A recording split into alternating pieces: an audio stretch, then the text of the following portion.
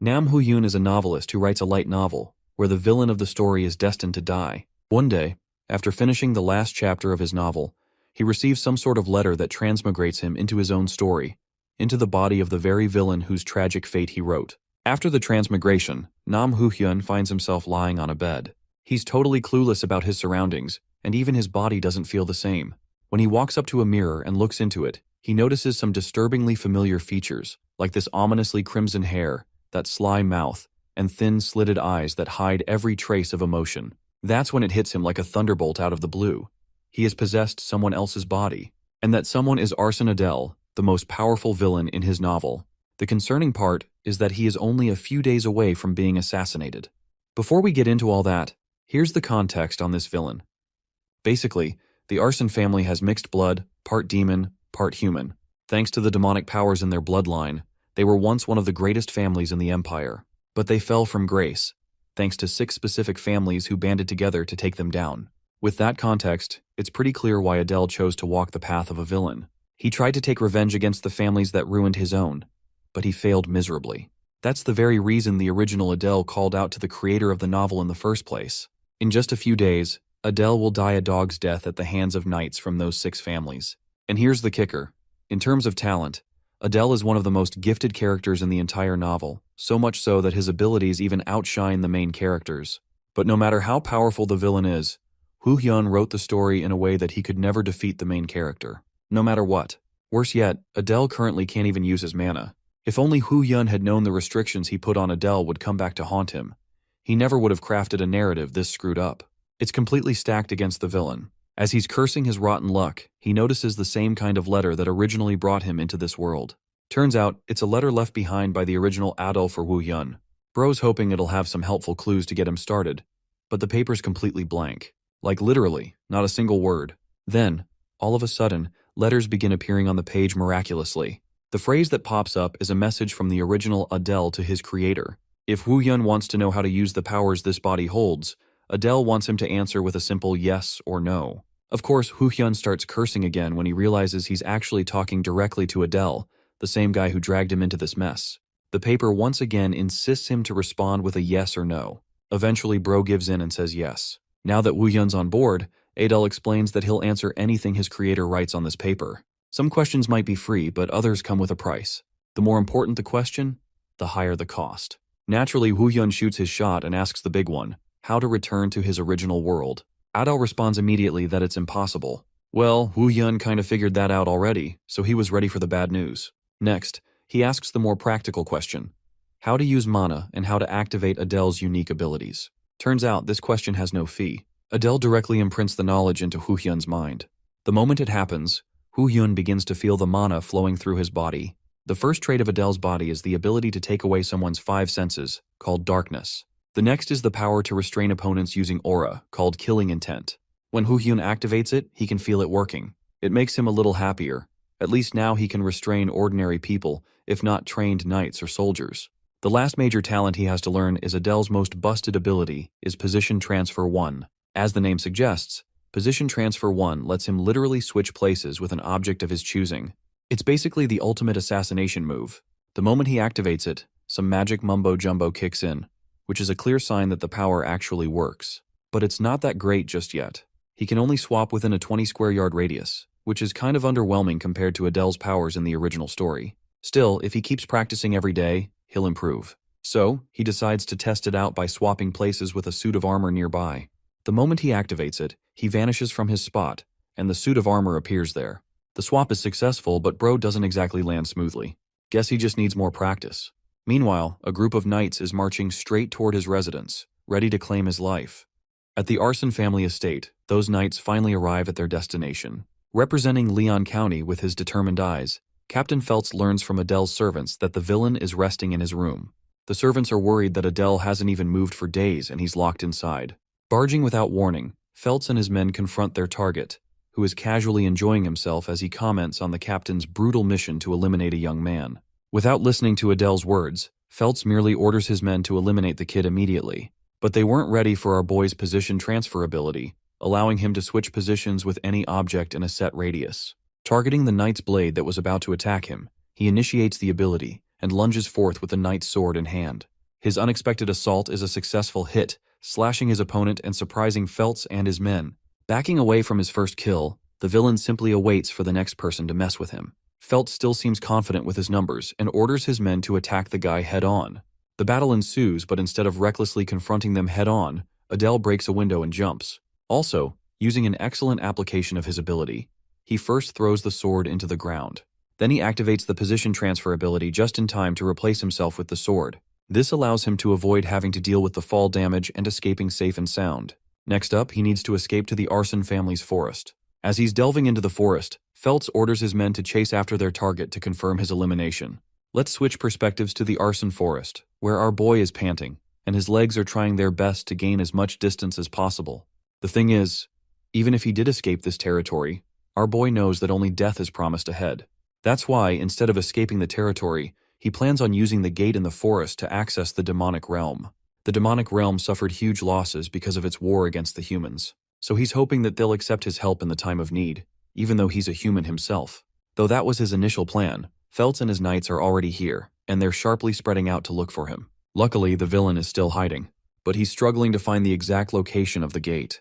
Having a rough idea of where the gate might be, steps on a twig and immediately draws attention with the noise. Feltz is done playing around and exerts his immense power to destroy everything in his path. He's finally located his target, which is bad news for our boy, especially since he's only got 2 more position transfers to use. His priority is to find the gate instead of fighting. But at this point, the author inside of Adele's body is starting to feel unease. That's why he consults Adele's true spirit and asks for the location of the gate. Since this is secret knowledge, it comes with a cost of 100 gold coins or a special relic boasting A rank or more. The author is freaking pissed that he's trying to negotiate something like that in the middle of the time trial for his life. Unfortunately, Feltz's latest attack catches up to our boy, who is sent knocking into the tree. With him down, the ruthless captain prepares his sword, questioning if the atrocious villain truly thought he could live if he ran for his life. Carving an eerie smile on his face, Feltz promises that Adele will meet his end today. Despite being injured, the young man responds with confidence. He did not know much about anything, except for one thing, that he was determined to survive. Realizing that he's at the verge of his life anyway, Adele gets up to use a final measure against his opponent. Feltz finds his persistence annoying, though he respects the half-demon for boasting his pride as the patriarch of his family. In response, Adele reminds him that knights like the captain and his men shouldn't even feel any semblance of dignity when they're out here ganging up on a young child. Bro literally ends his damn life by telling Feltz to switch professions to being a nanny instead. Yeah, that's gonna take some serious ice to cool from. Completely provoked, the captain points his blade at his target, coldly declaring that he will no longer hesitate to be ruthless with his blade. He plans to ensure the sword plunges the kid's heart. Feltz lunges forth to deal the killing blow, not knowing that this exact moment is what our boy had been waiting for. He whips out the special note that he uses to communicate with Adele and forces its contact with Feltz's sword. Maybe you guys don't understand what's going on. Our boy is so smart, he used his opponent's special artifact as the cost to know the answer to his question. This achieves his goal and also takes away Feltz's weapon. Adele's got that happy, "I fooled you, bruh" smile on his face, while the captain's blade disintegrates to nothingness, much to his amazement. The position of the demonic gate is made clear as the reward for the artifact, and so our boy utilizes position transfer again to leap away. Feltz tried stopping him, but the incompetent captain just lost his chance. The villain escapes to find his special gate. Having finally located the gate that exudes red tendrils of dark energy, Adele has achieved his purpose. But this guy Feltz is like a damn cockroach. He chucks a freaking log at our boy, and the moment it is about to make contact with Adele's head, he activates the final usage of his position transfer, promising to see the captain again someday. Feltz is frustrated that his target escaped to the demonic realm, a place where only darkness awaits him. A while passes, and we get to see Adele sitting on his own and chewing down some meat. He wonders how long it's been after he successfully passed through the gate and entered the dungeon. This dungeon is actually a humanly made dungeon that someone created using the secret demonic arts. Now he is rather surprised to find jerky in a bed placed here. Adele wonders if it was intentionally being used to protect some kind of treasure. Also, there's a special barrier that deflects any blades from the front. There's also a stone guardian here, which only further adds the mysterious origins of this man-made dungeon. The stone guardian looks creepy by itself, and even Adele knows that if he crosses the barrier to challenge it, he will literally get bitch-slapped, so he won't be trying that. Finally, the special note illuminates as Adele's true spirit communicates with the author, warning him of a penalty for manipulating the rules of the price. This is because he tried forcing Feltz's sword as a sacrifice. This trick will no longer work beyond this point. But even the author thinks that it's crazy already he was able to use it at all. Also, he's not even being punished for it. Suddenly, the author's attention is drawn to a stone which appears different from the others on the wall. Interacting with the stone, he realizes that it's only thanks to Adele's powers that he's able to perceive certain things. An assertive voice responds to him interacting with the stone, telling him that he does not possess the right to use this function. Our boy strongly suspects that this stone must be the key to the deactivation of the barrier. Since he can't use that, he's planning on using another way to escape. Past the barrier, he sees a stone that likely fell from the stone guardian's body. Even though it is a stone, it might prove to be useful in this case. Activating his position transfer ability, the author switches places with the piece of stone, safely exiting without needing to activate the function. But this dude is too caught up in his excitement and forgets the demonic stone dragon that was outside. The creature roars in his face, alerting him to be wary. The scene cuts to the demon's castle in the realm, where the patriarch of the bear's family, Crete, is observing the sight of his servants busy with work. He comments that it's probably because of his daughter's raid attempt that his people are working overtime. Crete doesn't know how to handle the situation.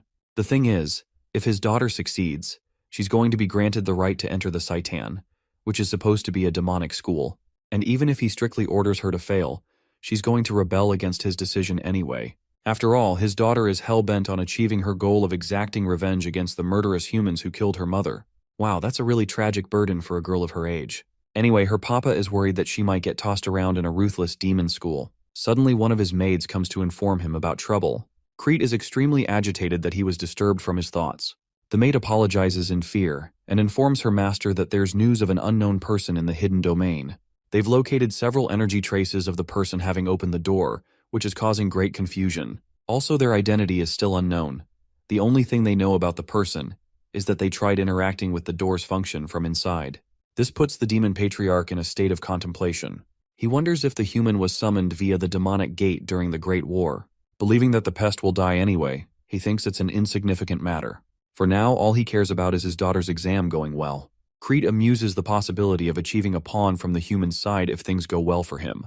Anyway, let's go back to our boy who instantly regretted his decision to exit the domain and teleported back inside for his own good.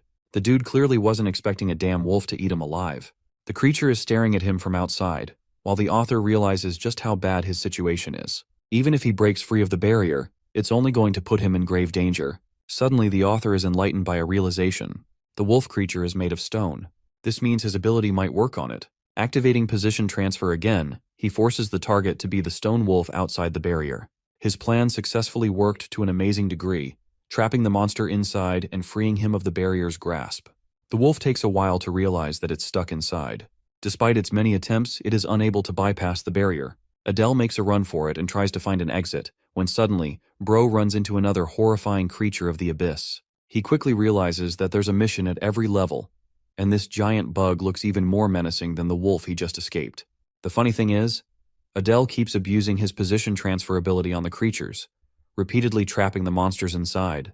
It is because of their inanimate nature that he can abuse his powers to their fullest extent. Having finally reached the final stage of the hidden domain, a voice calls out to him, congratulating him for reaching the final obstacle. It's surprisingly welcoming, especially to a human like Adele. The author assesses that this must be the boss room, and what he sees is truly terrifying. It's a Death Knight aura farming and showing off his immaculate armor. From the strength being exuded from its body, Adele compares its strength to Captain Feltz. Bro genuinely doesn't even entertain a conversation with the Death Knight and spams the use of his position transfer ability. Before the boss monster is even able to finish his sentence, the poor guy is trapped inside the barrier. Adele moves past and finds the treasure box he was looking for. It's different from his expectations, as he didn't expect a special ornament engraved on it. This black dragon ornament actually represents the highest-ranked demonic families. Among them, there is the sloth family, lust, gluttony, wrath, envy, and finally greed. The black dragon symbol represents the bear's family, denoting the sin of pride. It's also the same family that Crete leads. Of course, this revelation alone is a threat to our boy's existence. He tests his luck and opens the box to find a way to escape. All he cares about for now is to escape the demon realm. But to his horror, a shadowy mist emerges from the box and attacks his face. The dark energy forces its way inside of him. Pause, not that way, it's just going inside. The comments will have a field day with this one. Unable to handle the dark energy, Adele roars in pain as his human body experiences extreme agony. The consequence is a brutal one, implying that his head popped to 1,000,000 pieces. But apparently that's not what happened because he wakes up later and he's still fine. His eye changed as the black liquid attacked him and gave him the Eye of Superbia, a special ocular ability that increases his dynamic eyesight and only activates after killing an enemy. Now Bro thinks he's unstoppable because he can take on dozens of enemies at once. He's impressed by his decision to come to the demonic realm, and from here on out, he prepares himself for what's to come. Ahead of the chest is a giant doorway. Adele wonders how he should act, because there's going to be tons of forces lined up to seize him outside. Going outside practically ensures his death, so he has to think of another way. He amuses the possibility of surrendering faster than light, which is funny, but that's not going to work either. Right now, the issue is that he belongs to the arson family, and the moment the demons find out about him, they're gonna kill him. So he goes on to cover the insignia on his neck. As for the Death Knight from earlier, Bro is out here busting his sword against the barrier and demanding to be freed. The troubled Death Knight alarms him that Her Highness is coming. But of course, Adele has no idea who that is. It was at this moment he finally realized why there were rock beds and jerky around the hidden domain. It's because this hidden domain is a testing ground for the higher families to train their children. It's important for him to know what he's dealing with, so he immediately takes out his special note to communicate with the real Adele. The author inquires about the closest character to him right now. Once again, Adele's soul demands a sacrifice to offer a response to that question. Unfortunately, the author's at a pinch here.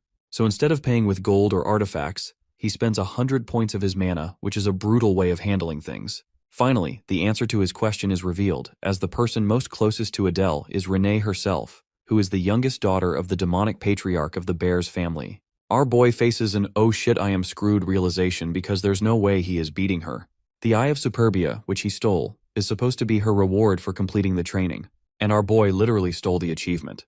Because she's got plenty of authority in the demonic army, Adele is assuming that she's going to annihilate the Stone Guardians and show up in front of him. That is exactly what happens as Renee slices the Death Knight to pieces and confronts the human before her. In a serious tone, she demands to know the man's identity. Realizing that there's genuinely no way out of this one, Adele concedes by kneeling before her. He actually manipulates her by telling her that she successfully completed the hidden domain and became worthy. But the demonic princess is genuinely pissed and not having any of it. Sweating bullets knowing he might die here, the author lies to her, telling her that he's supposed to be her bodyguard assigned by her father. He's also glad that she's yet to recognize his possession of the Eye of Superbia. Having distrustful eyes of the vermin before her, she taunts him for looking pathetically weak for being a bodyguard. Adele emphasizes that he's actually quite capable despite his looks, and he's slowly growing optimistic of this meeting. She lowers her blade and laughs. In an effort to earn her trust, Adele switches positions with her sword and shocks Renee by appearing before her eyes. He doesn't do anything to attack her though, and simply asks if she was impressed by his capabilities. Renee grabs his hand in Ange before snapping away. She doesn't say anything, which makes him boggle his mind wondering what she thinks of him now. Playing it casual, he tells her they should head out together as the patriarch is waiting for her arrival. This man is a top-tier gaslighter, goddamn. Adele also tells her that he's going to be taking care of other duties that he's been assigned by her father. Inside, he knows he's got to hurry up and get the fudge out or else he's doomed. Finally, he opens the door, causing Renee to become startled at the sight of her father. She wasn't expecting him to be here with his men. Intrigued by the whole situation, Crete finds interest in the human. Meanwhile, our boy is out here questioning his existence because now he's got to come up with an excuse to fool her dad too. He's going to be killed on the spot if they realize what he's done, but for some reason, Crete has yet to lift a finger.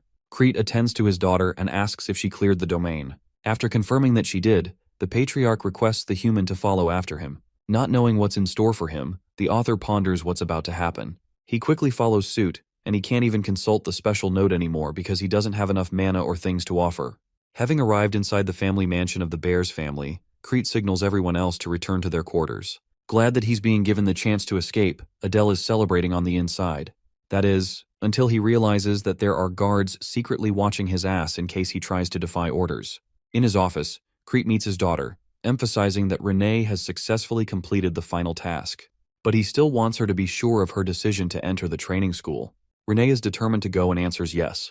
Crete goes quiet for a moment, before asking about the human she encountered in the reward stage. Recalling the way he shocked her with his powers, Renee confirms him to be a strong person.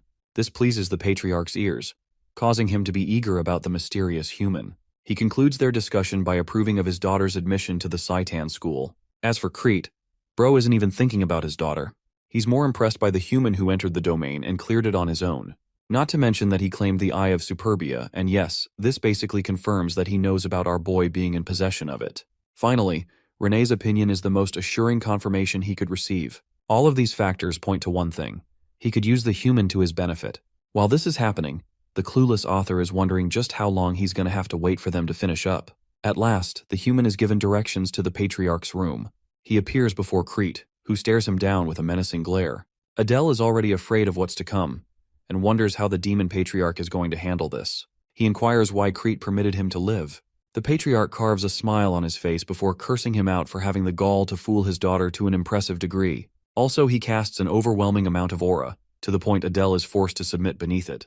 He realizes that the patriarch doesn't intend to kill the human, which is an observation that Crete finds amusing. Releasing the pressure, he allows the human to regain his composure. But Adele is out here panicking from the experience he just had. Crete is impressed by the human's sharp wits and inquires for his name. Adele responds with his name without including his family's ties. The patriarch then uses his demonic force to manipulate the human's body. At this point, our boy is genuinely clueless on what this dude actually wants from him. Crete orders him to open his mouth. Whoa, pause again. The demon patriarch shares that all he has to do is continue on with the story he was telling his daughter. While this is happening, a dark energy enters our boy's mouth, choking him from the inside out. Crete reminds him that the poison inside his body will kill the human instantly if he ever tries to deceive them. Adele is out here choking on his words, while Crete casually tells him that he's going to offer him a nice place to stay for later orders. The one-sided encounter meets its end with Adele at a loss for words. In the next scene, he is shown his new quarters to stay. Unfortunately, Adele doesn't have much choice but to accept what he was given in this shabby house. He's glad enough that his life was spared for the time being, even though it feels like he's being used as a tool. Also, the author is glad to have earned the patriarch's acknowledgement, which may turn out favorable for him in the long run. As far as his goals are considered, the dude has to do something about the damn poison inside of his body. Smartly making use of his position transfer ability, Adele forces the inanimate poison out of his body. He can't even think about what horrors would have been caused if something else had been teleported from his body instead. Anyway, Adele doesn't want to kill the poisonous creature, knowing it will alert the demon patriarch. The creature wakes up because its mana supply was cut off. Finally, Adele collapses on his bed, knowing he's no longer threatened by the poison. The tiny creature is snoozing right next to him. He's at the verge of sleeping when the status window opens, alarming him of his upgrade in abilities. Position transfer reached level 2, but the mana costs are too demanding. Adele wonders if there's a way for him to actually increase his mana pool so that he can hold his own against the main characters of the story. He figures out that there's indeed a way to achieve this effect. The scene cuts to Rene's expressionless face as she disapproves of our boy's plan. So far, he's been keeping checks on her for the past 3 days. Bro is getting ghosted in real life. That's how bad his situation is. The author assumes that she must have had a brighter personality, but thanks to the loss of her mother, it has made her ruthless and distant. Even as the author, he feels sorry for what happened to her. The servants of the patriarch call out to both Adele and Rene because Crete has summoned them. Adele thinks that it must be regarding Rene's entrance to the demonic school of Saitan. Of course, despite her accomplishment of successfully clearing the hidden domain, Saitan was on another level. Crete tells his daughter that she's destined to die after a while, and if that happens, she'll never be able to achieve her goals. This causes Rene an air of disappointment and sadness. Meanwhile, Adele is out here feeling like a third wheel to a parent-daughter conversation. To both of their shock, the demon patriarch entrusts her bodyguard to help keep her safe. To his surprise, the girl literally rejects this offer, which is really funny considering that she's willing to trample over her own goals just to get away from our boy. The thing about Saitan is that it's the only school where the promising heirs of multiple demonic realms gather. They're constantly experiencing conflict with the imperial school of the main characters. And in the original story, Rene was destined to face her death because of the conflict. It's the worst location on the planet, because death is always just a matter of time for the demons there. Despite that, Rene is prepared to go there. As for Adele, he thinks it's the perfect place for him to increase his manpower and his network. After all, since he's the author, he knows about the events of the story that will occur at the school. Shooting his shot, Adele agrees to go, but he has one final request. The author requests something related to mana, which the demon patriarch finds amusing, because he thought the human would try and negotiate his way out of the poison. The good thing is, Crete has yet to catch on to the fact that Adele no longer has poison inside of his body. Crete curses him but considers his request. Now that they're alone, Adele wonders what the demon patriarch will offer him for mana. Crete reveals that this particular treasure is part of his family's legacy, so he wants this matter to be confidential. Understanding that the human's mana is basically insignificant, The demon patriarch is prepared to lend him a power that will help him survive for his daughter's sake. Crete channels his demonic energy and declares that he will teach the humans the cultivation technique of their family, which bewilders Adele's expectations and shocks him to the core. The demon patriarch requests the aid of the demon god to bestow the powers of the demons upon a human. Crete's chant comes to an end and his body is flared up with purple demonic energy. A smile is formed on the patriarch's face, who is impressed that our boy's mental fortitude is impressive to have maintained his sanity even after the power boost. Adele learns that his cultivation technique will help him receive mana directly via the demon god, which means he's pretty much got an overpowered storage of mana now. Interestingly, Crete has noticed that the human's family has its ties to the 7 deadly sins. Though the human attempts to feign ignorance, the demon patriarch emphasizes that he's not worried about any betrayal schemes coming from the human. After all, the poison worm will take care of everything if he did in fact turn out to be a spy. The author is rather surprised to learn of the half-demon's family being connected to the 7 deadly sins, even though he, as the writer, never really included this in the original story. Crete tells him to leave, and in the next scene, we catch our boy in the forest meditating on his own. He believes this place should be suitable for him to practice his powers, especially when mana is easy to spiral out of control. Normal meditation seems calming and peaceful, right? Well, not for this guy. He's getting tensed up asking for the demon god's help, reflecting that he won't be able to use human mana ever again after this. Still, he doesn't have a choice, and has to fight for his survival here. Menacing eyes glare at him from the sky. The demon god deems this human a filthy disgrace, and even goes on to roar at him for carrying the blood of a traitor. It's funny to me how Adele is so sharp and slow at the same time. He's out here asking the demon god if he's truly the entity that governs the demons. In this world, this god is known as the god of pride. Adele asks if he's going to survive this experience. The demon god emphasizes that he would be dead already if he wanted that. But strangely, it chooses not to kill him, because for some reason, it feels an unexplained feeling of kinship with him. That's why it is willing to help humans by bestowing upon them a mark of pride. This insignia is the representation of the god of pride's powers. However, the deity warns him not to lose his composure to such powers as they will make him insane. Adele has now acquired the power of a god, increasing his chances of survival in this hellish dimension. At this point, he thinks his entire body will end up getting covered with marks and tattoos. Suddenly, the author senses the presence of someone spying on him from behind. Renee gets spotted, much to both of their shock.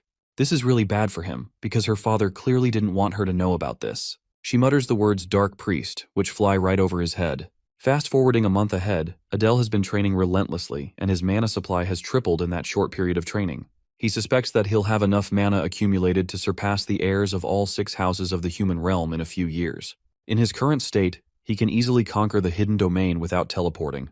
Apart from that, Bro is questioning why Renee has been lately training in front of his house, instead of the training grounds. To satiate his curiosity, he decides to confront her. Thankfully, Renee hasn't been avoiding him like she stubbornly used to. Adele thinks the girl probably misunderstands him as some kind of priest who can communicate with the demon god. After all, they're the only ones who can communicate with the demon god. Thankfully, she didn't overhear the exact conversation he shared with the god of pride. But in this case, being treated as a superior to the demon king's daughter will only increase trouble for him. Addressing her once more, Adele requests that she treat him the same way she used to.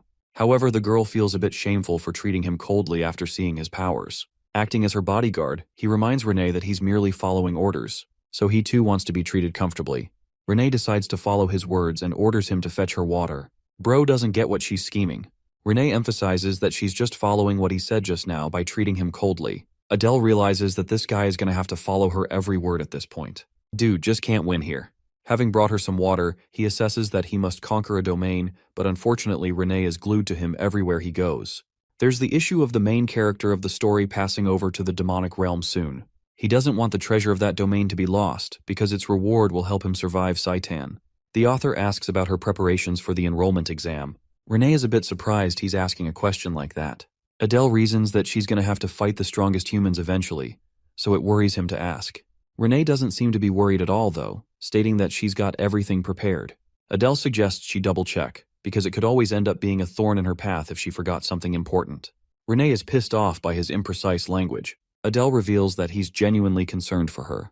But this girl is sharp. She's not ready to be manipulated so easily. She quickly noticed that he wants to go on his own in her absence. Bro meets a dead end with his approach, while Renee is out here annoyed that he might be getting bored of her. To calm her down, Adele finally reveals the truth of his interest in conquering a domain nearby. Instead of getting pissed off, she actually goes into a contemplative state. She tells him that she's actually forgotten something, just like he said. At first, our boy was as happy as he could be, but then she reveals that what she forgot is actually her warming up for the training. Long story short, the girl wants to go with him to conquer the domain and warm up her skills. She thinks it would easily be conquerable in one day. Of course, Adele is worried, but he can't exactly deny her as his superior. Let's explore more about this secret domain. It's titled the Domain of the Undead, so you can only expect what's going to come next. The Domain of the Undead was once ruled by the necromancers, but now, it's nothing more than an abandoned site filled with the undead soldiers after the necromancers were killed in the war. Renee has extensive knowledge about the domain, and it brings her worry because it's dangerous, as it's a middle-upper level domain.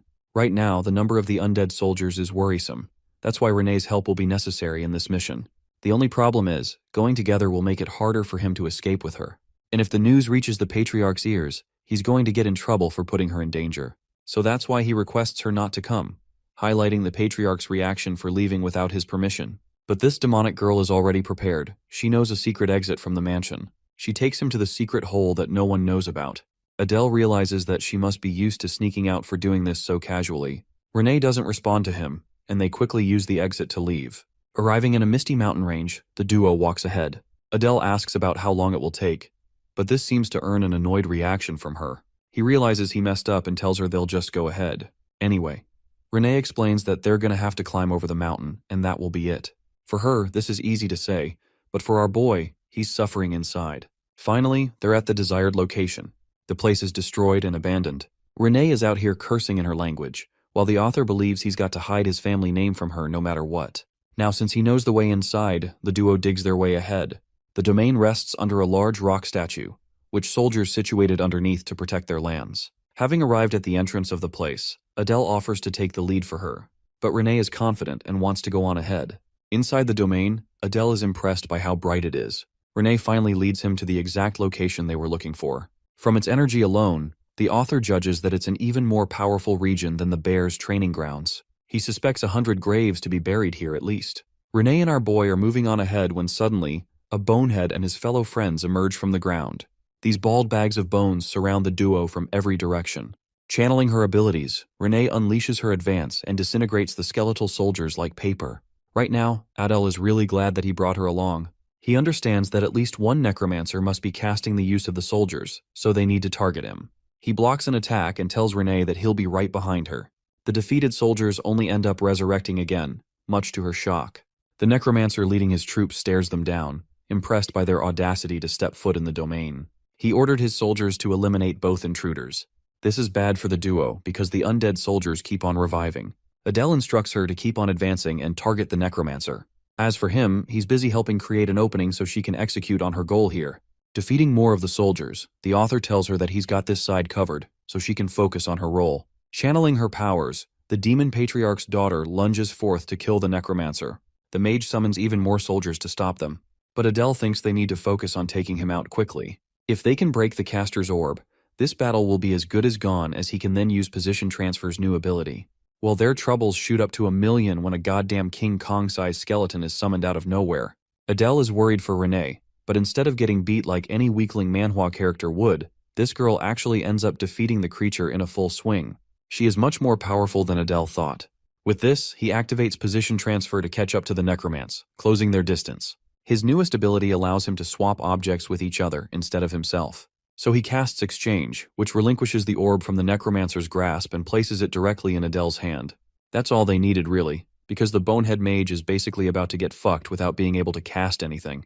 With the orb crushed and finished, the necromancer is automatically defeated along with his summons. Thanks to their combined efforts, they were successful in taking down the threat. Interestingly, the necromancer's final words are one of gratitude for the human. Adele faces a stark realization. He's the one who wrote the tragedy of this place in his story. And because of that, he really feels sad for his characters, and hopes that they're now finally able to rest in peace. Renee questions if there's anything else for them to do beyond the boss battle. Of course, there's the reward collection. Finally, he'll be able to get his hands on the item he so desperately requires. The item is called the Fang of Darkness, a dagger made from a special steel of the demon realm. With it, it can convert darkness into mana and increase one's abilities in the dark.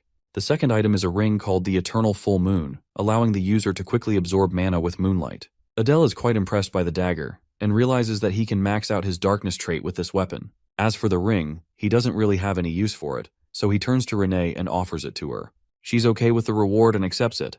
Acting like a gentleman, Adele places it on her finger, causing her to visibly blush from the experience. She quickly draws her hand away, acting cutely in confusion. Our dense protagonist has no idea why she's acting in this manner. Renee, still feeling flustered, feels the effects of the ring coursing through her body. She really likes it. Next up, Adele decides to keep all of the gold from this place. But Bro's dreams are ruined when Renee goes into her killing machine mode and warns him not to be selfish. With the domina finished, the duo return to the mansion right before dinner. Next, they continue to train together, and another month passed eventually. The author was making great progress in the demon realm. He'd acquired just about 1,300 mana, which is comparable to the mid-tier demons in the realm. Finally, the demon patriarch summoned them a few days later, permitting them the chance to enter Saitan at last. The time has come for both of them. They will be going to the capital for the entrance exam. With their preparations wrapped up, the patriarch orders them to just leave. He doesn't even care about a proper farewell. Seeing Renee's expression, Adele realizes she is sad. She simply bows before her father and leaves. Next up, our boy does the same to accompany her. But before he leaves, Crete stops to remind him that he's got high expectations for the human. And this scene is sad in a way the patriarch is wishing a human some hope, but not his own daughter who needs it the most. In the next scene, their carriage is prepared as Crete stares them down from above. The author notices that even demons must have considerate feelings for their children because he can tell Crete really cares about his daughter. Right now, the author may be worried about his future, but he's willing to do whatever it takes to achieve his goals in the demonic school of Saitan. Their journey starts off with a bumpy ride. Ever since they left the mansion, Renee has been scarily quiet. He wonders if he's at fault. At last, she turns to look at him with a strong glare, reflecting how he is much more handsome than she initially thought. Bro is getting rizzed up by a demon baddie. That should have been me. Like an average Joe fumbling with a goth girl, this man is out here chatting about the weather because he doesn't have anything else to talk about. Even she thinks he's kinda dense, and that he isn't really particularly strong. At this point, she's doubting her assumptions of his rank as a priest. Meanwhile, Adele is questioning what's up with all the staring. Renee calls herself stupid for doubting his powers when she witnessed his conversation with the literal god of pride itself. The way they're thinking about each other is funny, because Adele thinks he's in trouble while she's out here catching feelings for our boy. Now let's talk about the thing our boy did earlier by giving her the ring. It's actually called an eternal vow in their dimension, and it's basically their way of marrying someone. Even though Adele did it without uttering a word, she's curious about the kind of vow he made when doing such a thing. The once expressionless demon is really interested in knowing his feelings. Anyway, Adele reminds her that they'll be arriving in an hour. His empty words only make her even more pissed because the chick was out here daydreaming a romance in her head. Without telling him anything, she simply goes on to take a nap, keeping Adele in a mystery. An hour later, they step outside the carriage with their luggage packed. The capital of the demon realm is huge, and it resembles the human realm's capital a lot. Even though the demons here have horns and some physical differences, they're not too hard to differ from humans. The elite demons are known for having marks on their body, like a blonde who has it on his neck. Renee tells him to keep up and he follows suit, asking where they're headed. Since the entrance exam is in 2 days, they'll need to register before that. Since it's in 2 days, Adele suggests touring the capital in that time, but she appears disinterested and doesn't want to travel. Adele still thinks he messed up, but once again, she shuts him down to register for the exam. Recalling the backstory he wrote for her, the author realizes that Renee never left her house because of her mother's death. So she should be feeling freedom here, but for some reason she's appearing disinterested in her surroundings. Anyway, they're in Saitan at last, an incredible university that is triple the size of an ordinary one. The receptionist here is an old man taking care of the registration process. Adele steps up to speak on his lady's behalf, much to the guy's shock as he points out that Adele doesn't even look like a demon to begin with. Even worse, the egghead calls him out for being a half-demon trying to apply to Saitan's exam. At this point, our boy knows that his future here is going to be really painful to deal with. The angry egghead continues his rant until he recognizes the horns of the demonic princess. Renee mentions that she's from the House Bears and that her guard will be admitting along with her. Humpty Dumpty follows her words, even though he calls the guard a pathetic half-demon trying to enroll in the best demon academy. Renee is done listening to his arrogant words and reveals a hint of her power for insulting the Bears family. Bro wants to get in trouble for no reason. Just do your job, baldhead. Anyway, Adele mentions his name and house association to House Pixie. And with that, the registration process is finished. To explain why the receptionist is behaving this way, the author internalizes that the half-demons actually ended up banding with the humans in the war. That's mostly why the pure-blooded demons are mad about them. Anyway, with the registration finished, They need to get to their inn for the night. Having located a nice-looking tavern, Adele thinks it should do the trick. But this rich and spoiled brat has her own complaints about the taverns here. Adele reminds her that they don't have her daddy's money to play with, so their options are limited. Crete only parted them with 10 gold coins, which will only be enough for them to live up to a month. After all, House Bears suffered major losses after losing the war, so they can't afford to overspend. The duo heads inside to book a room. Adele does all the talking for her. The funny thing is, Renee gets embarrassed the moment she hears the receptionist asking if they want to share a room, because it implies the birds and the bees, and I don't think that needs more explaining, folks. The dude insists upon having separate rooms. Since they'll have 2 different rooms, it will cost them 2 gold coins in total. It's not the worst deal ever, according to the author.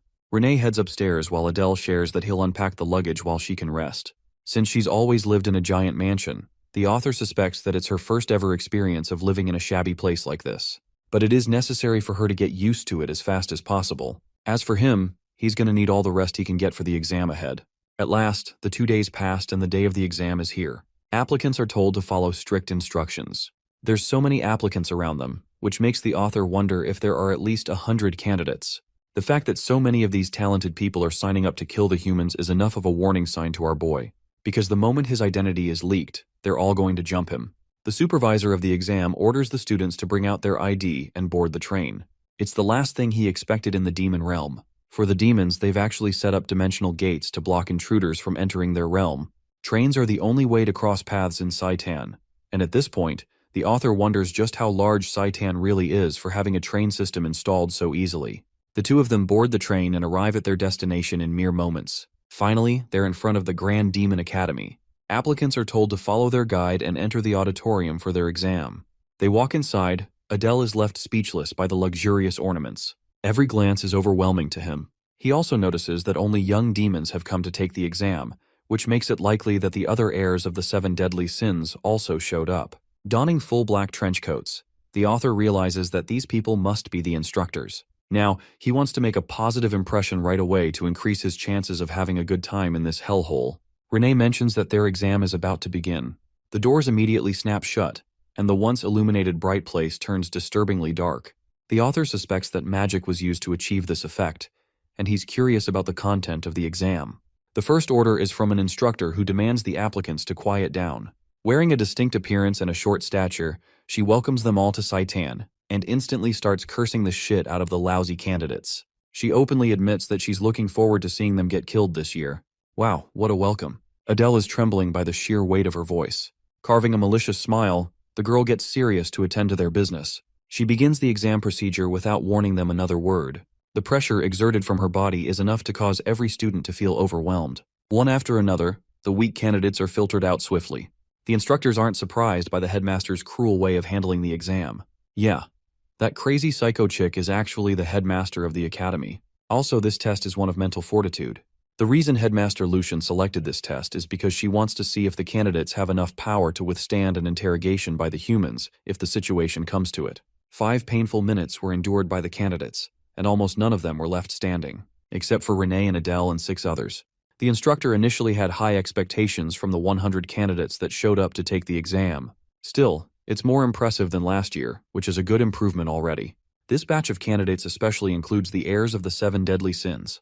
The instructors are confident of their arrival. However, they're shocked to find an unknown guy holding his ground. This kid is different from the heirs of the demonic families, and the fact that he maintained his sanity for 10 minutes is proof of his caliber. However, beyond this point, the instructors believe that the kid will cripple and fall. Though Adele is experiencing extreme agony, the male instructor senses a pulsing dark energy exuding from his body. They're all shocked, including the headmaster Lucian. Bro is out here looking like a demon god himself with this sudden transformation. Sensing the danger of the situation at hand, the male instructor senses the need to act and kill the candidate at once. At first glance, it was clear to everyone that the boy didn't appear special, but the moment he caused the very atmosphere around him to crumble, they recognized his hellish killing intent.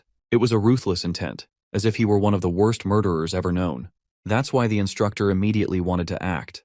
But despite his preparation to act, Lucian observes that the instructor is hesitant. He is afraid of taking on a formidable threat, even though the kid is nothing more than an applicant. His colleague smiles, while the rest of the candidates are exhausted. At this moment, our boy understands that if he doesn't find a way to endure this test, he's going to crumble his mental state and go crazy, like the god of pride warned him. Then a plan sparks up in his mind. What if he used his killing intent to go against the aura of the girl conducting the test? So he does exactly that, knowing that he can't just wait around. His body exerts tendrils of red demonic energy, countering the headmaster's aura. Lucian is so impressed she wants to increase the intensity of her aura to make him submit. But the author is at the verge of going insane and actually holds his own, even after Lucian's increased intensity. It earns her attention, and at last, he succeeds in surviving the test. Even though he should be worrying about himself, his attention turns to Renee, who is holding her ground without much trouble. The same goes for the remaining heirs of the 7 deadly sins. The heir of envy, Baltan, and prone of lust, Samuel of gluttony, Aaron of sloth, and Guar of greed. They're all holding their ground. The author remarks that he wrote some of the characters with passion, but in the end, these meaningful characters all get killed by the heroes of the story. He takes notice of the 6 members and finally turns his eyes to the heir of wrath. Donning beautiful long hair of snowy white, she has a crown of thorns and scarlet merciless eyes. It was at this moment that he was staring down the worst villain of the story he wrote. He was facing the future demon lord Diana. The first part of the exam is concluded, but Adele is busy gathering his thoughts. Now the demon king typically comes from the family of wrath, so Diana basically doesn't have any need to be here at all. And yet, despite being a successor to the demon lord, she's come to apply as a candidate. So he wonders if something went wrong in the story. Anyway, the candidates who failed are being little bitches for being unable to pass the test. Most of them are spoiled brats who are complaining about the nature of the cruel exam. But the instructors don't give a damn about them being trust fund babies of their daddy. They make that part very clear to these rich imbeciles. The male instructor emphasizes that the applicants who couldn't even survive for 5 minutes are unneeded in the academy. And so, the gates are closed on the failed candidates. This first exam alone is enough to show just how ruthless the demonic academy is for treating its candidates. Luckily, Adel passed, and he also observes that Lucian is actually the headmaster instead of a typical supervisor. She alone is the strongest person in the demonic realm, despite her cute-looking character design. Though he was lucky to survive the first test, he needs to hold his ground for the ones remaining. After all, most people fail in the second exam. While this is happening, the author notices that Renee is gathering a ton of eyeballs. She's got a lot of fans for being super strong with her combat ability. It only makes sense that the heirs of the 7 deadly sins are famous figures. They were able to withstand Lucian's aura as well. Poor Adele is a bit disappointed that he isn't getting noticed like all the others, especially since he stood his ground. Renee comes around praising her so-called bodyguard for passing.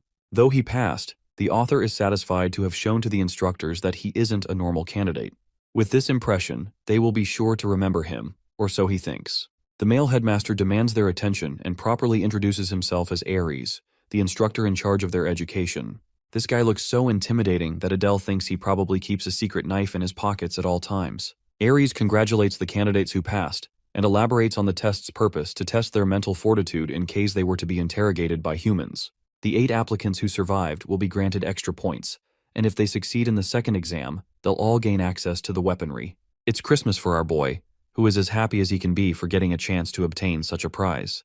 Well, the other candidates are equally as annoyed for failing even more now. Ares starts by explaining the nature of the second exam. First, they will show off their abilities, regarding the kind of talents they each possess to face the humans. They will be assigned a class depending on this specific exam, so they must be careful to bring out their best. Adele understands what is being asked of the applicants here, though he wonders what kind of humans they'll be going up against in this exam. Ares showcases them the opponent they will be facing for this special exam, and with the snap of his fingers, he summons a creature born from the essence of light. Donning a distinct set of armor and a recognizable sword, Adele immediately realizes that they're about to get destroyed at the hands of the strongest hero among the 6 great human families.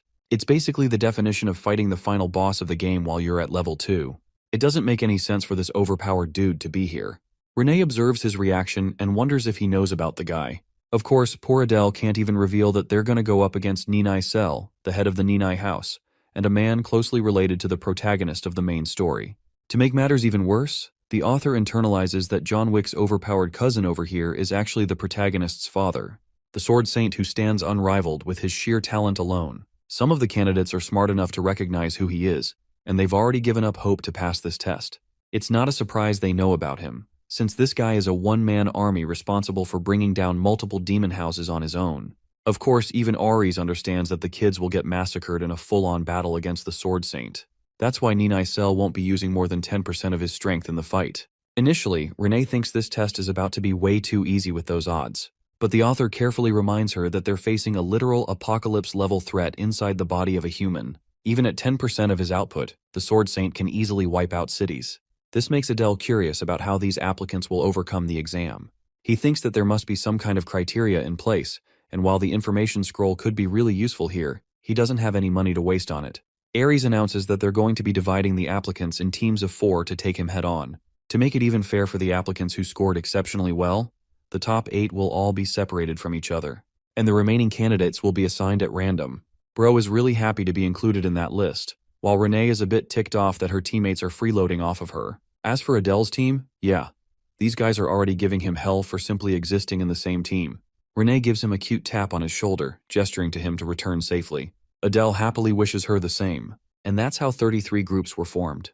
Adele was the leader of the last group, and his team members include Kina, Chris, and Sanchez. He doesn't recognize a single one of those names as the author, which means they're pretty much NPC characters without any specialty in moving the plot. Kina and Chris are really nice and greet him well, but Sanchez appears to be a stuck-up emo bitch with issues. He immediately attacks our boy with his words, shaming him for being a half-demon. The situation is so bad for the author that even the NPC trash characters are out here grilling his ass. Anyway, he ignores it and encourages the group to do their best. First off, he wants to clear off some roles for his team. So he starts with Chris in an effort to know about their abilities and skill sets better. Chris cooperates nicely, showcasing his mana transformation ability to morph a triangular prism into armor and sword. Though his abilities lack high killing intent, they are versatile and can be used in a number of ways. This is a really good sign to Adele, who wanted this kind of teammate. Kina is next and explains that she's a support player instead of a damage doer. With her powers, she can amplify the speed of her allies by offering a prayer to the demon god. After casting her buff on Adele, she feels really exhausted, but our boy teases her by making light of her ability. Anyway, this is really bad for him. The chick's buff is practically weak as hell, so he's got no idea how she managed to pass. Last up is Sanchez, who showcases his rock-type enhancement ability. Bro is out here turning into Super Saiyan Brown. It's not bad for a tank-type fighter. At last, Sanchez demands the leader to show his abilities. Tossing a ring in his direction, our boy casually teleports up to him with godlike speed, stunning Sanchez as he could have killed him at any second in a real battle. Kina and Chris are really impressed by their leader's unique teleportation ability. In his mind, the author willingly chose to keep the rest of his powers a secret, because he just doesn't know what they're going to be up against in the future. As for their team formation, he wants Chris and Sanchez to prioritize defense. He will take the center and Kina will support from the rear. That sounds like a good enough formation for the test, so they all agree in unison. And with that, the second exam is about to start as Ares calls the designated teams to step up. Group 1 is first in line. The author is impressed to find the candidates possessing blazing eyes of determination, even though they were going up against the Sword Saint. Well, not that it matters, because the moment the exam begins, it also ends in that very small instant. Group 1 is decimated, and not even Adele could see the Sword Saint in that small duration. Ares calls for Group 2, which also gets annihilated. Group 3 meets the same fate, and upon calling Group 4, the candidates rebel against the nature of the ridiculous exam, calling it rigged from the start. Ares excludes the 2 complaining candidates from the test, and asks the remaining 2 members if they want to still participate. Adele notices a blonde kid actually going forward with the exam, despite being handicapped. And it is at this moment, he reflects that this must be the hidden part of the puzzle to succeed in the second exam. Group 4's test initiates with the 2 kids facing the Sword Saint. The outcome of this battle is already decided as both of them are defeated in an instant. Now if he used real aura, they would be in pieces. Even our boys' team is doubting their abilities now. Sanchez is practically shaking in his boots. The Sword Saint continues to annihilate the groups until Group 10 steps up and immediately forfeits. At last Group 20 is called and all teams until 30 are wiped out from there on. Not even one of them could land a proper strike. It was a fight against an unbeatable opponent. To his shock, one of the candidates actually blocked one attack. Interestingly, Adele noticed that fights are getting longer and longer because of the skill difference for each group. Now, he is even more certain of the passing condition for the test. Their team is a bit scared because they're about to go up against him soon. Of course, our boy tells them about his genius plan. He's figured out the criteria of the test and believes that they should fight and persevere for as long as they can. After observing the way the instructors are handling the applicants, he is even more sure of his theory. Sanchez tries to object, but it's too late as their group is called up front. Our boy is confident enough to believe they will defeat the Sword Saint in a head-on battle. His words encourage his team and they are prepared to last the longest among the duels seen so far. Deep down, Adele is planning to use the talent of the strongest villain in the story to manipulate the odds in his favor. The fight begins with an interesting formation of Chris, Sanchez, Adele, and finally their support. Since he doesn't have much information about the Sword Saint compared to other characters, he wonders what they should do in this difficult situation. He tells the team to get in formation as the Sword Saint unleashes his first strike. Our boy roars to inform them ahead of time, but with a single swing of his blade, the barrier shield is shattered, and even Sanchez can't block the attack. The author tells Kina to prioritize enforcing Chris so they can prevent the impact of his fall after he was blown away. Next, he tells Sanchez to do his job, which is basically to withstand the full brunt of the attack. Thanks to his hardening ability as a tank, they were able to block the first attack. Adele sharply assesses a gap between the second slash and realizes that it has been a trap from his opponent. He doesn't want to exploit it because he believes it is a bait to draw them in.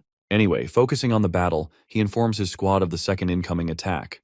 The team gets in position, but Chris is the first to face his limitations. Right now, only one attack was able to wipe out their team. So this next one will finish the job if they are not careful. The Sword Saint unleashed his attack, showcasing the same opening. This time, not even Sanchez can withstand its force as his body is getting severe cuts from defending his team. Sanchez thinks they're gonna die, but Adele is persistent in holding out for as long as possible, questioning his opponent's next move. At last, the Sword Saint lowers his blade. Unfortunately, the test is yet to be concluded. The Sword Saint is about to unleash a final attack, but Adele wants to confront it head-on.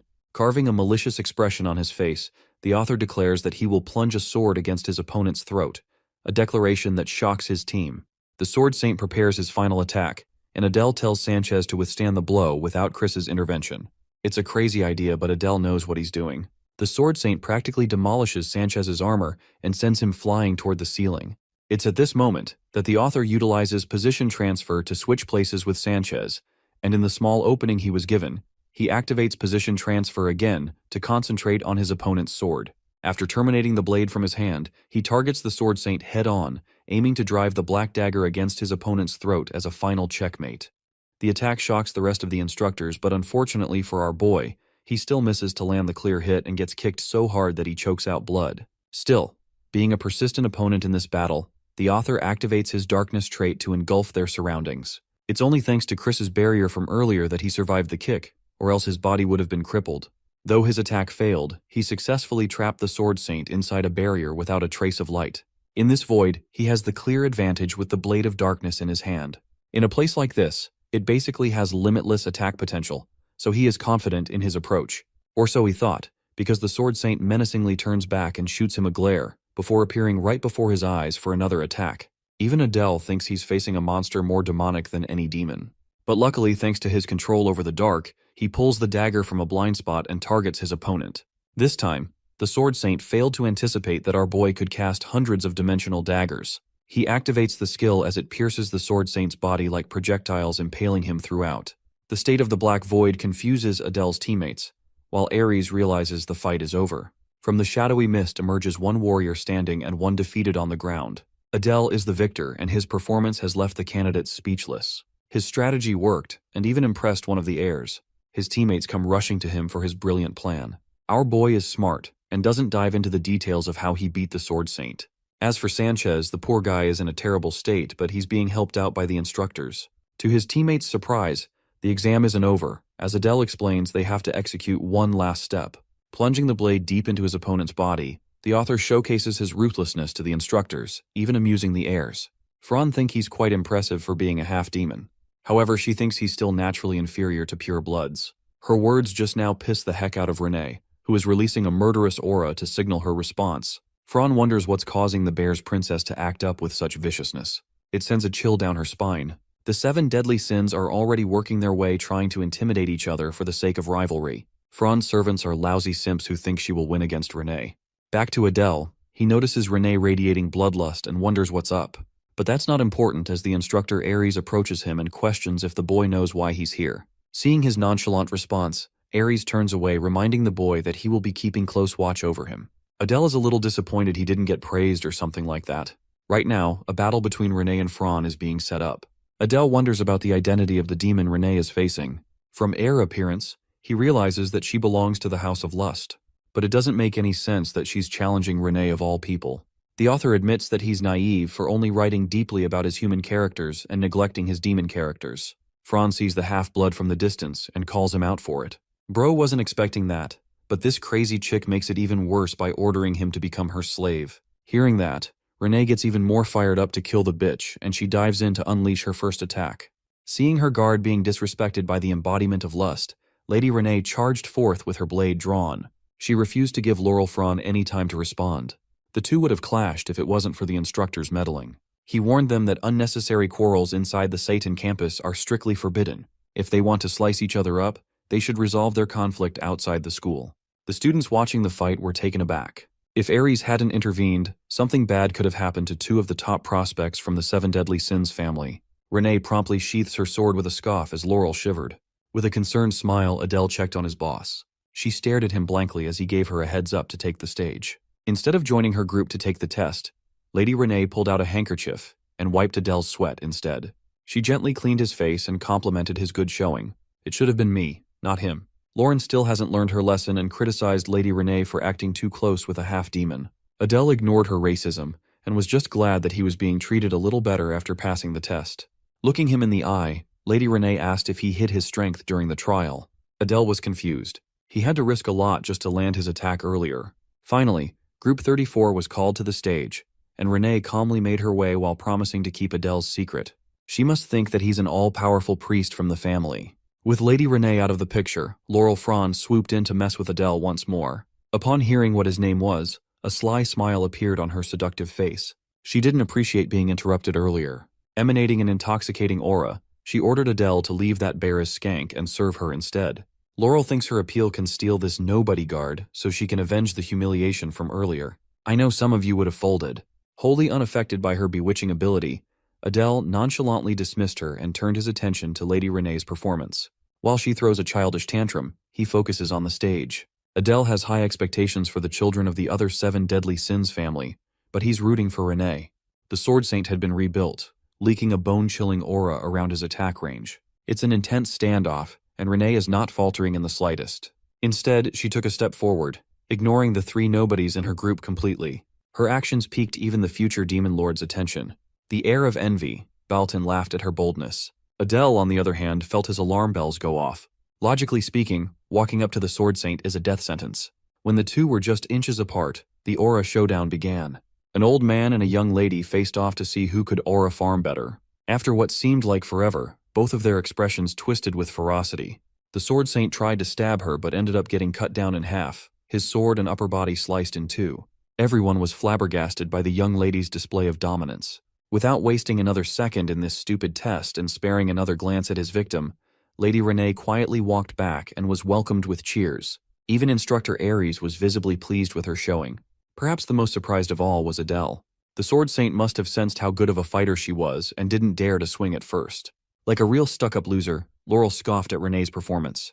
Curious, Adele asked the heir of lust if a team comprised of Seven Deadly Sins heirs could defeat the real Sword Saint at full power. She laughed and answered that no life form can defeat the real Sword Saint as of now. Maybe if the previous Demon King was still alive, they would stand a chance. Besides, anyone with eyes would know that the pathetic fake they're using for this test is far weaker than the 10% power the instructors claim it has.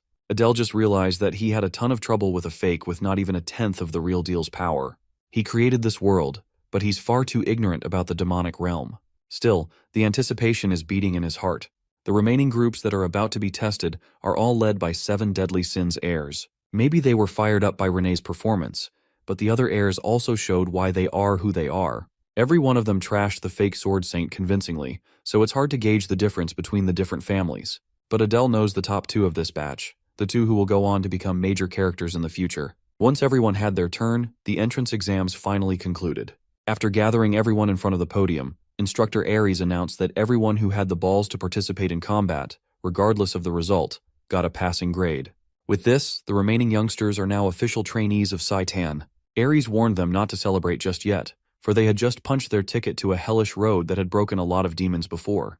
For those who have passed, the entrance ceremony will take place in 2 days' time. Those who have managed to defeat the Sword Saint must stay for a bit longer. Adele reckoned this must have something to do with the promise of the reward mentioned during the first test.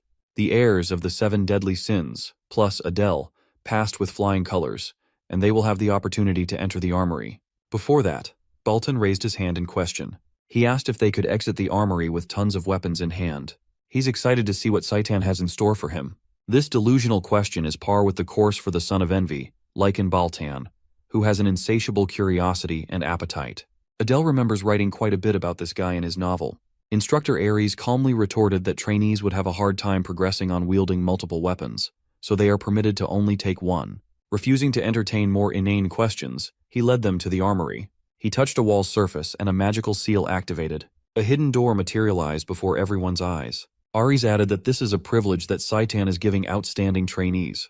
Whether they make the best or worst choice is entirely up to fate. Instead of an armory, the entrance looks more like a dungeon gate. Ares instructed them to enter in the opposite order of the exam, and they would be inspected upon exit. That gives Baltan the first pick and Adele the last. The big guy must really dislike him. Excited to get the first treasure for himself, Baltan cheekily waved at everyone before going in. Since Lady Renee already has a good weapon, she plans on picking up an artifact inside, and Adele plans to do the same. Since they've been thinking along those lines, the other heirs must also be considering it. All the good artifacts might be gone by the time Adele gets his turn. Baltan exited the armory wearing a blackthorn crown, supremely pleased with his pick. The worst-case scenario is happening. Just as expected, everyone is coming out with artifacts. Before he knew it, Adele's turn had come. He saw the bracelet on Renee's wrist and asked about its features. She simply urged him to go inside and find out the description for himself. Renee also warned him about some of the displayed items that do not have descriptions. Those things might be devoid of descriptions, but they shouldn't be worthless if they're being housed in the armory, right? Before he went in, Adele gave Instructor Ares a lingering stare. Seemingly offended by this, the big guy urged the trainee to talk if he had something to say. With an awkward laugh, Adele asked what the deal was with the items that didn't have descriptions. Ares succinctly explained that those ones are artifacts and weapons with unclear purposes and unknown owners. If one is lucky, they can score an amazing relic. On the other hand, it might bring about a lifelong curse. With one final warning, Ares pressed the last passer to enter. Adele will just have to find out if going last is a good or bad thing. Once he entered, the structure changed dramatically. It was surprisingly bright and tidy, yet he felt a little anxious. He saw the light at the end of a long hallway and followed it through. When he arrived at the armory itself, he was greeted by the sight of weapons and artifacts sealed behind magical glass. All kinds of demonic relics filled the massive room. Turning to his right, he found a unique-looking spear and read its description. It's known as the Twin Fang Spear, a weapon used by an unnamed demon for serpent hunting. Vengeful serpent spirits inhabit the tip, and when infused with mana, 2 serpents emerge. The description tries hard to make this shit sound important, but it's a trash weapon through and through. Besides, Adele already has his daggers. Next up was the Starlight Crystal, once used by a skilled astrologer. When injected with mana, the user can borrow the light of the stars to illuminate the surroundings. It's practically a glorified flashlight. That's a pass, especially now that Adele is investing in the dark element. Seeing an empty magic case, he curiously looked at the description of the item that used to be housed inside. It's the Great Circlet of the Victor. It grants the user exceptional recovery and stamina, binding itself to the user until the day they die. This thing must be the thing Baltan was wearing on his head. Adele found this discovery odd. He remembers getting rid of binding items in his novel, so he never thought he would run into one here.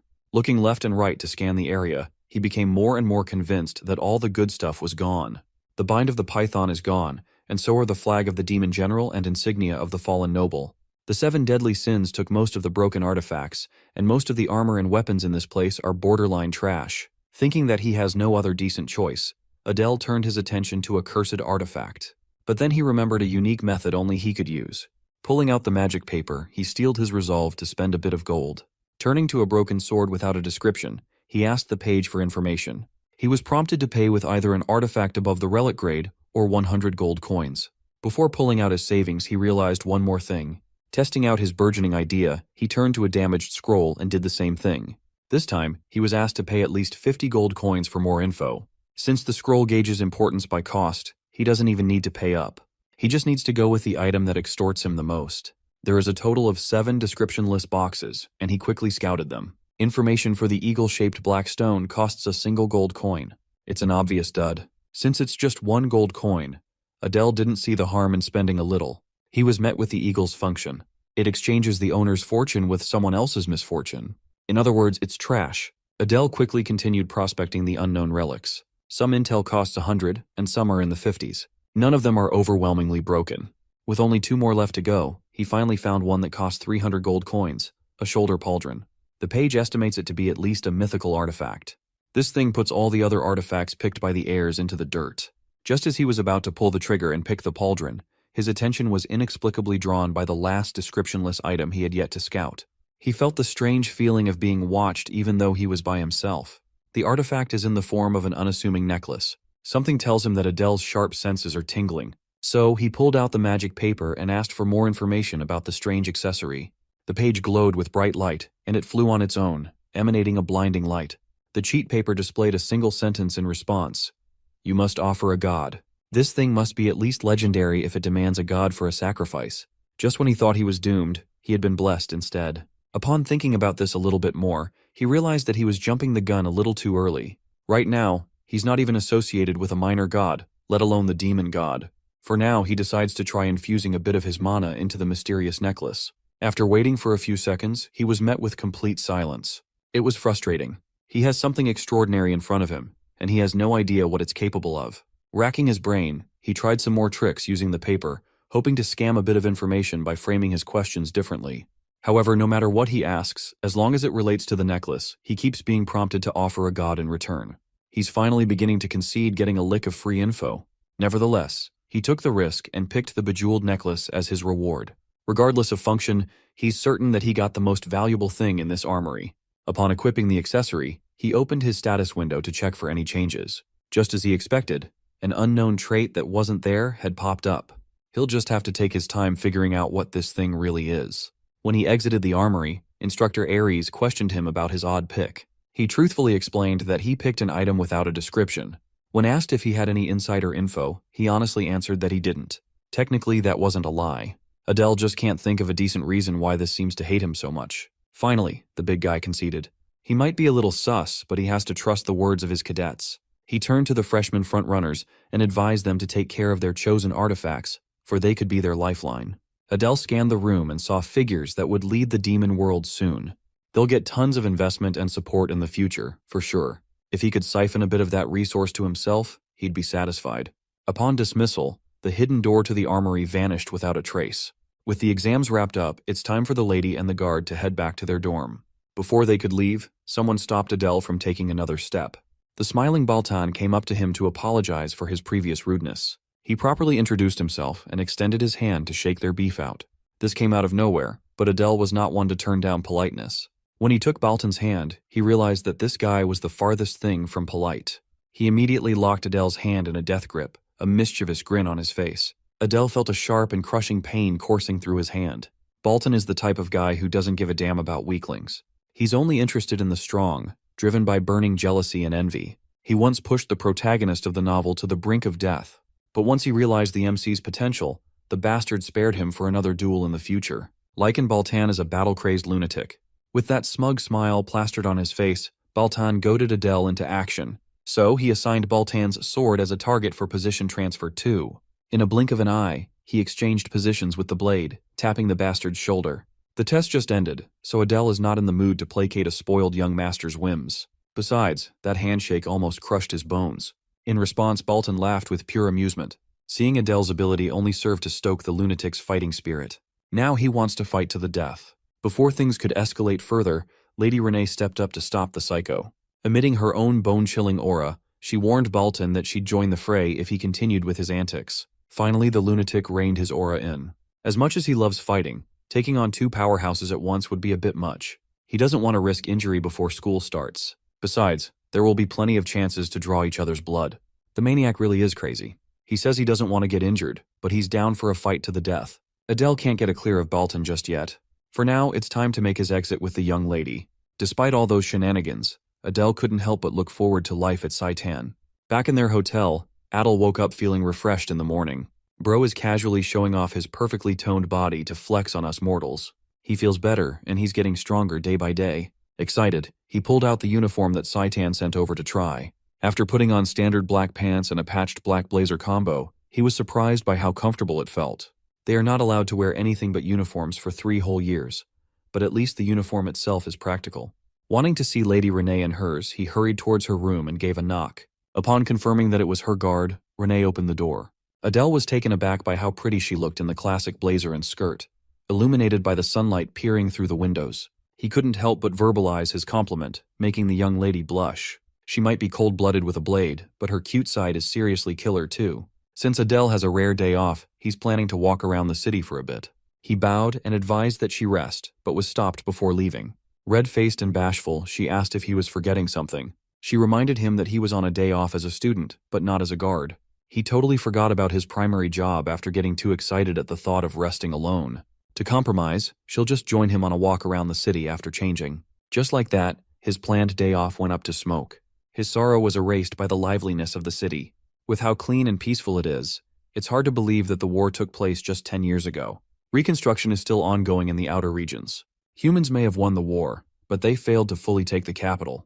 Tugging on his sleeves, Lady Renee innocently pointed to a street food stall, eager to try some. The meat glistened as the heat brought it to the perfect color. It's a skewer of seasoned buck and vegetables. Curious if it tastes like chicken, Adele ordered 2 for him and the lady. As soon as they took the first bite, the pleasant flavor uplifted their moods. Adele was amused to see the stoic Renee making such an adorable expression. Maybe she's starting to open up to him bit by bit. The two continued to stroll around the city square while happily chatting. It's been a long time since Adele had a real break, and this will probably be the last one he'll have. Eventually, their walk led them to a stalwart statue in the middle of the capital. Adele looked at the giant statue with confusion, and Renee had to explain that it depicted the image of the first Demon King. Looking at it closer, he noticed the uncanny resemblance to Diana. It's not every day you get to see the first Demon King's features up close. When Adele tried to focus a bit more, he saw the statue's eyes glow with a familiar light. The necklace dangling on his neck resonated with the piercing glare. The stoic memorial of the first Demon King shot out an otherworldly power right into his artifact. Much to his surprise, it resulted in one of the jewels losing its luster and turning gray. What's weirder is that Renee doesn't see what just happened. She just saw Adele behaving oddly and pulling out his artifact. Normally, it's simply impossible that she didn't notice that blinding light. But based on her confused expression, she really had no clue. He remembered the page asking him to offer a god for information. Now he just discovered something significant in the most unexpected place. He's certain that this artifact is somehow connected to the first Demon King, firing him up to investigate further. With that, their walk around the city had concluded with Adele bursting with curiosity. The next morning, they headed straight to Saitan for the entrance ceremony. The headmaster and instructors stood on stage, facing around 100 new students in the auditorium. Adele can overhear the freshmen calling the headmaster a little kid, even though she's a monster who can crush them without lifting a finger. Some even find her cute. They are calling a child covered in tattoos cute. Some of Adele's batchmates need to investigate their hard drives. Suddenly, she shot a sharp glare in the direction of the scandalous students. Adele made a mental note of the possibility that she could read minds. With Instructor Aries' shout that shut everybody up, the entrance ceremony started. The headmaster gave a run-of-the-mill speech, and the atmosphere settled down. With the opening speech out of the way, the oath-taking for the top cadet and the runner-up commenced. As expected, the accolades went to Diana and Baltan. Looking at Lady Renee, she seemed unfazed that she didn't get the top spot. It makes sense, considering that her sole reason for enrolling is to take revenge on her mother. She doesn't give a damn about competition. As for Adele, he has his own agenda, no matter what anyone says. On the way up to the podium, Belton shot him a challenging glare and a cocky smile. Adele chose to just ignore him. Getting caught up with that maniac will be nothing but bad news. When the top cadet walked up to the stage, her presence alone showed why she was on top. As expected from someone blessed by the gods, the Demon King's daughter, Diana, is unmatched. The oath of the top cadet to wipe their disgrace and rebuild the demonic realm echoed inside the auditorium. Everyone could feel the rage from those who lost their homes and families at the hands of humans. If these demons find out that Adele is from the arson bloodline, the worst-case scenario would be torture for an eternity. With the entrance ceremony concluded, Instructor Aries directed everyone to check their assigned classes on the bulletin board. Everyone lined up neatly to find their names on the board. Upon scanning the assignments, Adele found his name under Class A. When he looked for Lady Renee's name, a tear almost ran down his cheek. Thankfully, his boss is assigned to Class C. He tried to appear upset, but the smile on his face gave his mood away. She asserted that he's still her guard, and he must drop everything when she calls for him. Pleased with the semblance of independence he just gained, Adele headed for his assigned classroom. On the way, he accidentally bumped into another student. The kid turned to him with murderous eyes, veins bulging in his neck. The rude kid threatened to kill him and called him a Cerberus-looking bastard. Adele was taken aback by the unprovoked hostility from a stranger. He recognized the kid as the son of Varus, a descendant of Gluttony, Samuel. He's pretty strong among the 7 deadly sins. The kid is picking a fight even though he's at fault. Trying to avoid any mishaps on the first day, Adele apologized. Samuel is one prickly freak with an extremely punchable face. Aside from Lady Renee, it seems like the children of the 7 deadly sins are all freaks. Adele can only pray that he won't be stuck with Baltan in Class A. In the faculty room of Saitan, a heated meeting was underway. Instructor Idea was protesting that she should be respected as a proper instructor of Saitan. Instructor Aries argued that she simply couldn't be trusted to handle a particularly dangerous child, and asserted that he had more experience handling such a case. Idea found it preposterous that this guy was trying to walk all over her to take control of Class A. Mediating in between the two, Headmaster Lucian asked them to pipe down. Idea finds it unfair that she's always being targeted by criticism. To clear the air, the headmaster let Aries speak of his reason for wishing to switch classes with Idea. He simply explained that he was better equipped to handle that trainee, Adele, for he had faced countless foes like that kid on the battlefield before. One look was all it took for him to see that the boy was a natural-born killer. He's the kind who would point his blade at his allies and must be restrained right away. The other instructors think he's overreacting to a half-demon boy significantly weaker than the children of the 7 deadly sins. Aries argued that raw power doesn't define true strength. Adel's boldness and calmness are no less than the best of the heirs. This is why he wants to take over Class A, which is to keep a close eye on the cadet. So, in the end, he's simply saying that Instructor Idea cannot be trusted to handle one standout trainee. Aries is treating his colleague like a kid. Hearing this useless chatter, the headmaster sighed. She leaked a little bit of her aura, forcing the instructors to shut the hell up. While she understands Aries' concerns, switching class advisors now would do more harm than good. However, she also recognized being a bit cautious would not hurt. So she simply tasked Instructor Idea to pay special attention to the Adele boy. With that, the meeting concluded, and the first day of classes shall officially begin. Inside Class A's lecture hall, Adele is sitting quietly while cursing his luck. In front of him was Laura Fran, the heir of lust, already pestering him non-stop. At least being stuck with her would be better than being stuck with Diana. And instead of Baltan, another one of his classmates is Samuel, the prickly brat of gluttony. Laurel conceitedly asked him if he followed her into class when everyone knew that class assignments were random. With a haughty laugh, she arrogantly bestowed Adele the privilege of being her slave again. Look at those horns. Some of you would have folded immediately. While they were having a one-sided conversation, Samuel butted in and threatened to kill both of them if they didn't shut the hell up. Even for a demon, this kid is just insufferable. Laurel did not like his tone at all. Thankfully, she found another target to bother, leaving Adele alone to cry, for this would be his life in the near future. The door burst open and Instructor Idea entered the lecture hall, silencing everyone. Her presence commanded everyone's respect. When she finally got to the lectern, Instructor Idea introduced herself to the cadets of Class A. She also added that people know her more commonly as the Legion of Calamity. That nickname goes hard. Not gonna lie. The students murmured amongst themselves upon hearing her moniker. She's famed to have killed 10 or 30,000 humans at the Pollux River by herself. Adele liked what he heard. With such a strong mentor, his chances of survival should improve by a lot. With introductions done, she segued into how their classes will progress in the coming days. It's quite simple, actually. She will be in charge of teaching them hunting methods. Of course, they won't be hunting animals or demonic beasts. They will be hunting, one of the main reasons why cadets flock to Saitan. They will be learning how to properly prey on humans. Adele maintained his poker face upon hearing such a thing. Instructor Idea will be solely responsible for hunting classes. Magic and weaponry will be taught by other capable instructors. On top of that, she'll also be in charge of basic stamina training. For their first class, being cooped up inside a classroom won't suffice. They need to go to the training grounds. As soon as Adele laid eyes upon the grounds, he was shocked by its size. It's maybe 4 or 5 times larger than a typical field.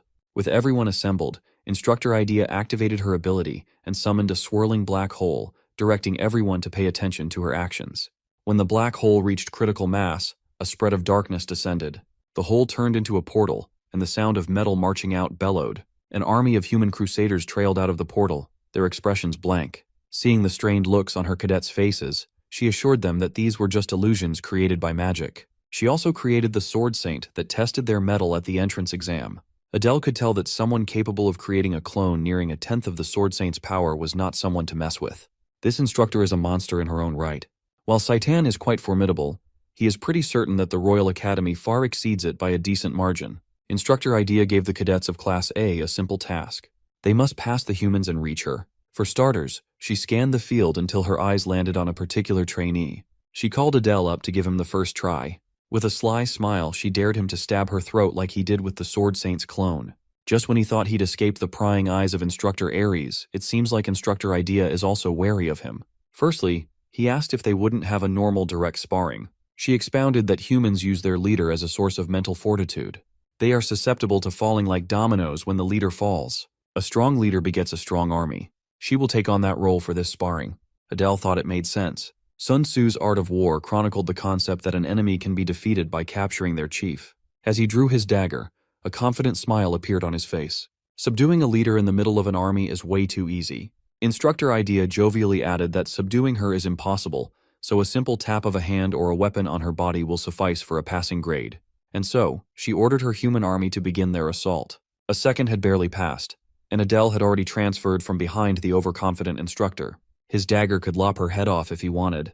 The confident smile was erased from her face as thick killing intent froze her in place. Adele playfully asked if this was considered a pass.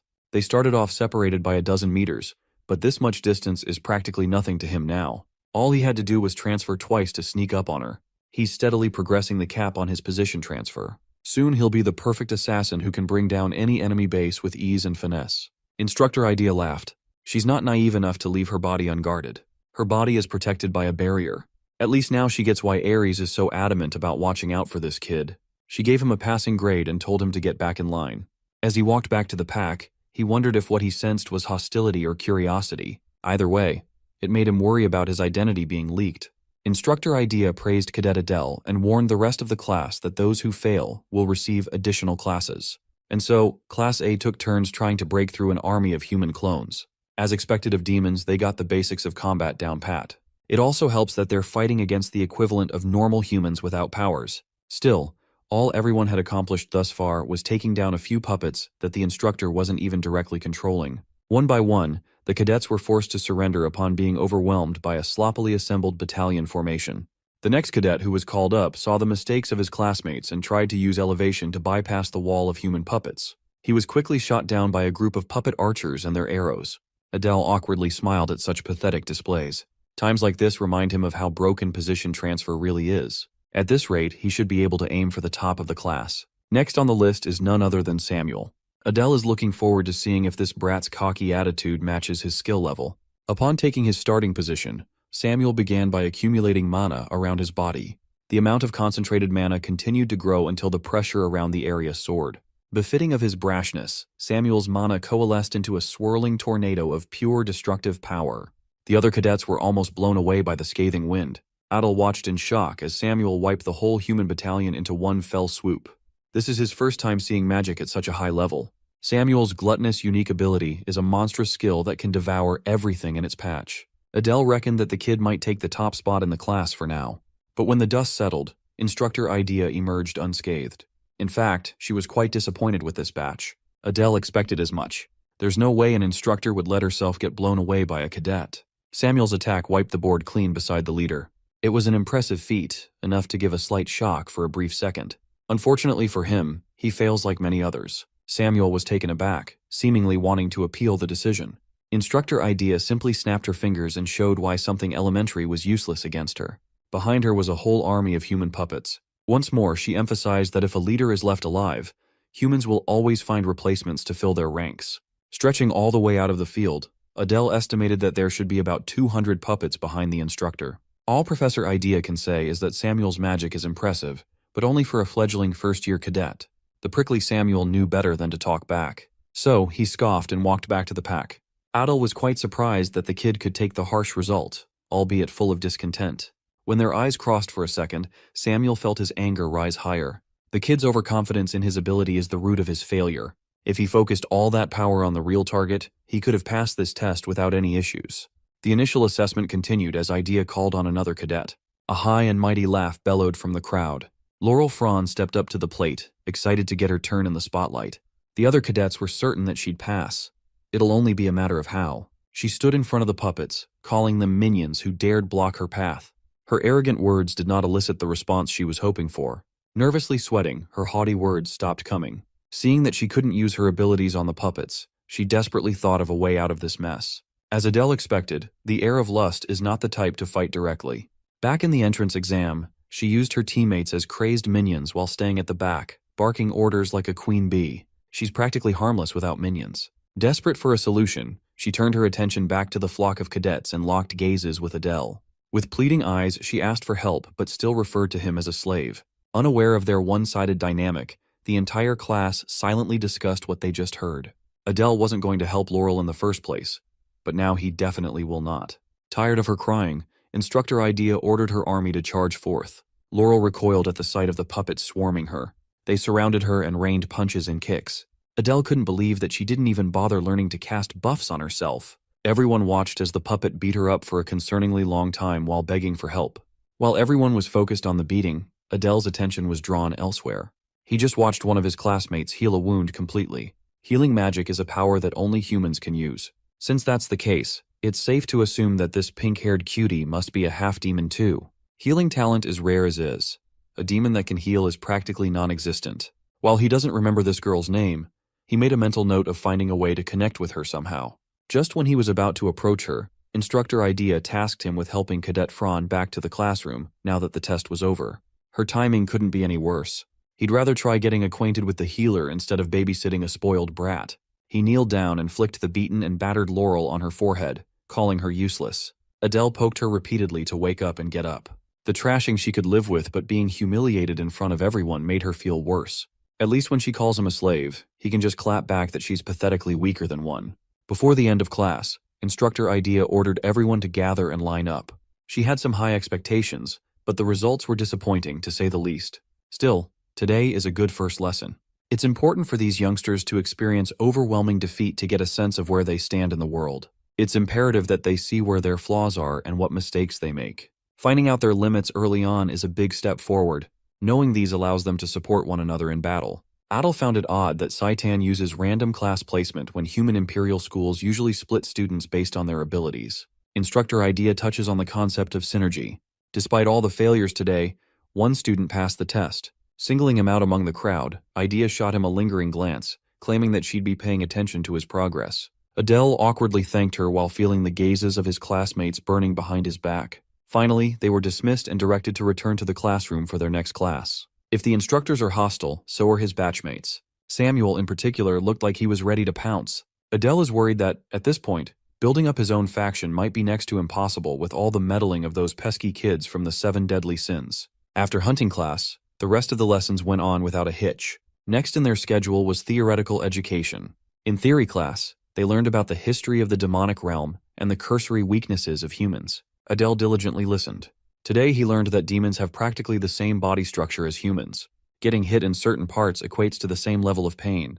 Next time, they'll be having a quiz, so the instructor reminded them to study. It was surprisingly normal.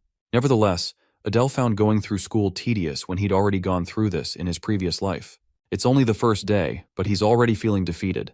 Just like in his previous life, he had no friends to talk to after class. Speaking of friends, there's this one girl he's been trying to get acquainted with. The pink-haired lady who has healing powers. Since the next class won't start for a few more minutes, perhaps this is his chance to talk to her. Slowly walking up to her desk, the two exchanged a glance.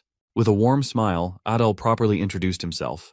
The girl stared at him in silence while the rest of the class dropped whatever they were doing and paid attention to the two. Now that he's thinking about it, Adele realizes that when two half-demons do anything together, they are bound to draw attention from the masses. The girl is visibly uncomfortable with this, so it would be best to save the rest of the conversation for next time. So he quickly extracted himself from the awkward situation. Heading to the door, he just wanted to head to the restroom and feed loneliness to his mana or something. Suddenly the door opened, and Samuel walked in. For the nth time today, the two locked eyes. Adele just wanted to get out. Yet this prickly brat looked at him like he was lower than garbage. Trying to keep the status quo, Adele reluctantly deferred and made way for Samuel to go in first. As the kid passed Adele, Samuel scoffed and murmured about how he's a nauseating, low-class creature. Everyone has a bottom line. Adele tried his best to stay out of trouble all day, but he's finally reached his limit for bullshit. He turned his head and sarcastically praised Samuel's family, seemingly touching on a sore spot. Samuel unleashed his stinky aura and asked him to repeat what he just said. Doubling down, Adele praised the gluttonous family for producing absolute garbage that can walk and talk. Those words pushed Samuel over the edge. Though, to be fair, it doesn't take much to provoke him into unbridled rage. Unlike Balton, who knows when to push and pull, this dumbass cannot control his pure hatred and hostility. If this kid is going to get in the way of Adele's plans, then it would be better to just take him out of the picture right now. Samuel contorted and shaped his mana around his body, forming a spiky armor. Adele was unfazed. He thinks that he should be able to get away with blowing an arm off if he frames the incident properly. But before the two could collide, the instructor for the next class had already arrived without anyone noticing. After dispelling their raging auras, the slick-backed, glasses-wearing instructor smiled kindly and politely asked everyone to take their seats. Both Samuel and Adele didn't even sense the instructor entering the room.